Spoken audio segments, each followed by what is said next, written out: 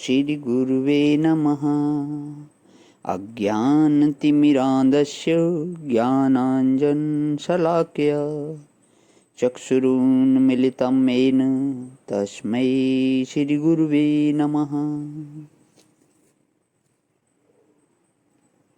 ओम शांति शांति शांति। प्रणाम भगवान। श्री आलू वाले बाबा जी का दिव्य ग्रंथ महावाक्य, उसमें भगवान हमारा जो अध्याय है वो चल रहा है ज्ञानी का व्यवहार। पेज नंबर 220 से स्वामी जी आगे बताते हैं कि जब कोई मनुष्य नाटक का तमाशा देखने जाता है तब क्या समझ कर जाता है? तमाशे को झूठा समझकर ही जाता है। झूठे जाने हुए तमाशे में भी तमाशा देखने जाने की रुचि होती है। इसी प्रकार झूठे समझे हुए तुच्छ जगत में भी प्रारब्ध अनुसार ज्ञानी की प्रवृत्ति होती है। तमाशा देखने गया हुआ मनुष्य तमाशे को झूठा जानता हुआ भी करुणा के दृश्य से करुणा वाला होता है। वीर रस देखकर वीरपने में आता है और भयंकर विभत्स आदि दृश्यों को से डरता है, आश्चर्य को प्राप्त होता है। यह चेष्टा जैसे सत्य समझे हुए में होती है ऐसे ही वहाँ भी होती है, परंतु निश्चय का अंतर है। नाटक के दृश्य से आए हुए करुणा आदि भावों में तमाशे की सत्यता न होने से वे भाव अंतःकरण की गहराई में नहीं जाते और जो भाव सच्चे माने हुए संसार में किसी प्रसंग से होता है उसकी गहराई विशेष होती है।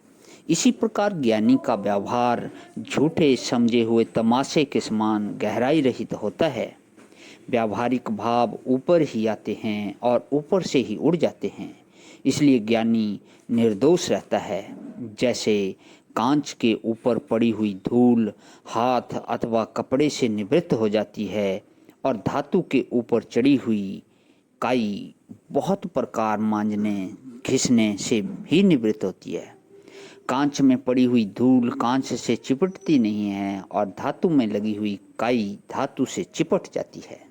बहुत सुंदर उदाहरण कि कांच के ऊपर जो धूल है वो भले ही उसको धुंधला कर देती है लेकिन चिपकती नहीं है उसके साथ, जबकि धातु में जो जंग है वो उसके साथ चिपक जाती है या काई जो है वो उसके साथ चिपक जाती है।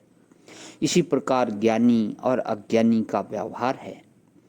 पानी से लिखे हुए अक्षर पानी सूखने तक ही रहते हैं और पत्थर में खोदे हुए अक्षरों को गहराई तक घिस न डालें तब तक नहीं जाते।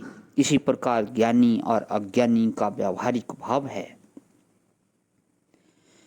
अज्ञानी ज्ञानी को अपने समान कर्ता भोक्ता देखे तो इससे ज्ञानी कर्ता भोक्ता हो नहीं जाता।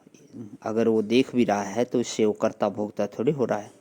जैसे अंधेरे में पड़ी हुई रस्सी को सर्प जानने से उस सर्प के विष से रस्सी विष वाली नहीं होती, इसी प्रकार अज्ञानी के किए आरोप से ज्ञानी दूषित नहीं होता। ज्ञानी और ज्ञान विलक्षण है, उनका व्यवहार विलक्षण है। जो उन्हें तत्व से जान जाता है वह तत्व रूप हो जाता है। ज्ञानी का संग, ज्ञानी पर भाव, ज्ञानी के वाक्यों का श्रवण, सुने हुए को समझना, समझे हुए को टिकाना, इससे अज्ञान की निवृत्ति होती है। बहुत सुंदर। ज्ञानी का संग, ज्ञानी पर भाव, ज्ञानी के वाक्यों का श्रवण, सुने हुए को समझना, समझे हुए को टिकाना, इससे अज्ञान की निवृत्ति होती है। अज्ञान की निवृत्ति से ज्ञान होता है, ज्ञान से साक्षात्कार होता है और साक्षात्कार से पूर्ण स्थिति होती है। ये सब एक से एक कठिन है।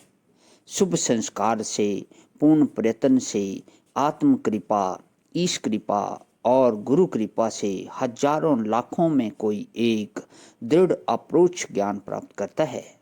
ऐसे पुरुष को धन्य है, धन्य है, बारंबार धन्य है। प्रणाम भगवान। तो आज यहाँ पे जो है हमारा ज्ञानी का व्यवहार जो अध्याय था वो विराम करता है भगवान। ओम शांति ही शांति ही शांति ही।